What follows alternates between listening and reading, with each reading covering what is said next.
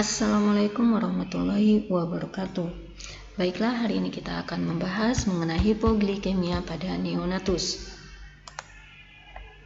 Hipoglikemia merupakan suatu kelainan metabolik dan endokrin yang sering terjadi pada bayi dan anak yang berakibat kerusakan otak yang menetap. Hipoglikemia menyebabkan suplai glukosa yang rendah ke alat-alat organ vital khususnya otak. Hipoglikemia yang berulang dan menetap menyebabkan kerusakan otak dan bisa juga menyebabkan kematian. Hipoglikemia adalah kadar gula plasma kurang dari 45 mg per dl dianggap tidak normal. Sedangkan kadar gula darah normal pada neonatus yaitu 40-150 mg per dl. Selanjutnya, bila kadar glukosa neonatus besar dari 150 mg per dl disebut dengan hiperglikemia.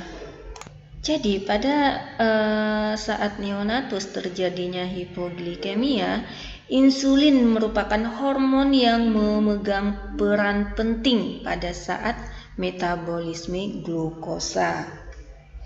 Kadar glukosa darah pada keadaan puasa merupakan hasil dari proses gluconeogenesis dan glikogenolysis oleh sistem endokrin normal. Hormon pertumbuhan atau GH, terus kortisol, glukagon, dan epinefrin yang disebut dengan counter-regulator hormon yang mempunyai sifat untuk meningkatkan gula darah. Sedangkan insulin untuk menurunkan gula darah. Ya, jadi di sini kita bisa melihat 90% glukosa digunakan oleh SSP, di mana organ lain yang mutlak membutuhkan glukosa di dalam organ kita adalah sel darah merah, adrenal, dan medula ginjal. Terdapat berbagai adaptasi terhadap kehidupan di luar uterus dan homeostasis glukosa. Dalam keadaan normal, kadar gula darah bayi lebih rendah daripada anak-anak. Kadar gula darah janin sebesar 70% kadar gula dari ibu. Pada waktu bayi baru lahir, masukan gula dari ibu berhenti secara mendadak sehingga homeostasis pasca lahir dipertahankan dengan peningkatan glukagon 3-5 kali lipat. Adapun penyebab dan mekanisme hipoglikemia ada 3. Yang pertama, berkurangnya persediaan dan menurunnya produksi glukosa. Biasanya neonatus yang mempunyai resiko keadaan ini apabila pada saat ibu hamil terjadinya pertumbuhan janin terhambat, setelah itu biasanya bayi prematur, dan terjadi juga neonatus yang menderita asfiksia, setelah itu neonatus dengan hipotermia. Yang kedua yaitu peningkatan pemakaian glukosa, hiperinsulinisme. Biasanya ini bayi besar ketika hamil ibu menderita DM sehingga menunjukkan bayinya makrosomia dan sehingga menyebabkan bayi makrosomia dan organomegali karena hiperinsulinisme fetal.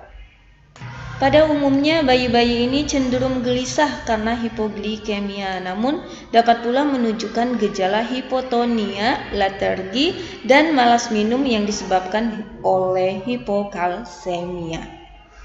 Setelah itu ada neonatus dengan polisiternia. Setelah itu ada neonatus yang menderita eritroblastosis dan neonatus dengan sindrom Beckwith. Dan yang terakhir yaitu neonatus dengan nesidioblastosis. Yang ketiga yaitu adanya sepsis, insudiensi adrenal, penyakit penyimpang glikogen, penyakit jantung kongenital, dan ada juga riwayat ibu dengan menggunakan obat-obat misalnya steroid dan beta blocker. Adapun tanda klinis hipoglikemia pada neonatus atau gejala hipoglikemia di sini dibagi menjadi dua kategori besar. Yang pertama ada gejala autonom dan yang kedua ada gejala neuroglikopeni. Sedangkan gejala autonom berupa neonatus itu berkeringat, kelaparan, setelah itu tremor, pucat, kecemasan, mual.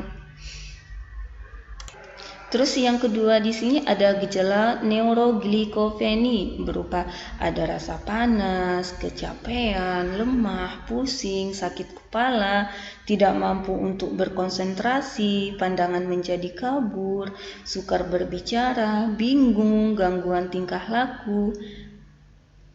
laku, kehilangan koordinasi, kejang, koma gitu ya. Jadi akibat dari efek kekurangan glukosa otak. Gejala hipoglikemia cenderung lebih berat bila hipoglikemia disebabkan oleh hiperinsulinemia. Ya, biasanya pada neonatus dan bayi, hipoglikemia ini memberikan gejala yang pertama tidak tenang, gerakan tidak beraturan, cyanosis, bisa kejang dan tremor. Setelah itu letargi atau sulit menyusui dan asupan yang buruk. Adapun diagnosis hipoglikemia pada neonatus yang pertama untuk mencegah abnormalitas perkembangan saraf, identifikasi dan pengobatan tepat waktu untuk hipoglikemia adalah sangat-sangat penting gitu ya. Yang kedua yaitu pemantauan glukosa di tempat tidur adalah tindakan yang tepat untuk penapisan dan deteksi awal. Yang ketiga yaitu hipoglikemia harus dikonfirmasi oleh nilai serum dari laboratorium. Selanjutnya penata laksanaan untuk hipoglikemia. Yang pertama yang harus kita lakukan yaitu memantau kadar glukosa darah ya. Jadi semua neonatus itu beresiko terjadinya hiperglikemia. Jadi kita harus melakukan pemantauan pada saat bayi lahir, setelah itu 30 menit setelah lahir, kemudian setiap 2-4 jam selama 48 jam. Ya, jadi kita harus memantau glukosa neonatus. Setelah itu untuk pencegahan hipoglikemia, yang pertama menghindari faktor resiko yang dapat dicegah, misalkan hipotermia gitu ya. Setelah itu memberikan makanan berupa tindakan preventif tunggal paling penting, yaitu misalnya kita anjurkan ibu itu untuk menyusui bayinya 1-2 jam. Setelah itu jika bayi tidak mungkin menyusui, mulailah kita memberikan minum, bisa menggunakan sonde dalam waktu 1-3 jam setelah lahir. Ya, selanjutnya neonatus berisiko tinggi harus dipantau glukosa sampai asupannya penuh. Pengukuran dilakukan sebelum pemberian minum 3 kali berturut-turut, nilainya harus di atas 40-45 mg per dl. Jika gagal, maka kita lakukan terapi IP dengan glukosa 10% harus dimulai dan kadar gula harus tetap terpantau.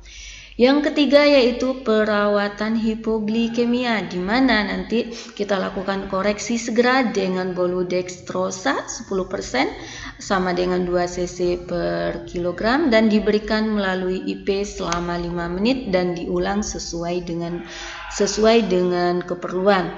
Yang selanjutnya yaitu infus tak boleh terputus, jadi tetap dipasangkan ya. Dengan glukosa 10% dengan kecepatan 6 sampai 8 mg per kilogram per menit harus dimulai. Terus selanjutnya yaitu pemantauan glukosa di tempat tidur ya, secara sering diperlukan untuk memastikan bahwa neonatus mendapatkan glukosa yang memadai. Yang terakhir yaitu ketika pemberian minum telah dapat ditoleransikan dan nilai pemantauan glukosa di tempat tidur sudah normal, maka infus dapat diturunkan secara bertahap. Tindakan ini mungkin memerlukan waktu 24 sampai 48 jam atau lebih untuk menghindari kambuhnya hipoglikemia. Yang terakhir yaitu hipoglikemia refraktori, di mana kebutuhan glukosa besar dari 12 mg per kg per menit menunjukkan adanya hiperinsulinisme. Keadaan ini dapat diperbaiki dengan pemberian hidrokortison dan glukagon dan diazosid. Ya, jadi inilah pertemuan kita pada hari ini tentang hipoglikemia. Bagaimana cara penata laksanaan, bagaimana gejalanya, bagaimana gejala klinisnya, apa yang menyebabkan terjadinya hipoglikemia gitu ya. Oke, demikian pertemuan kita pada hari ini. Marilah kita ucapkan hamdalah. Alhamdulillahirabbil alamin. Saya tutup dengan wabillahi taufiq wal hidayah. Wassalamualaikum warahmatullahi wabarakatuh. Terima kasih.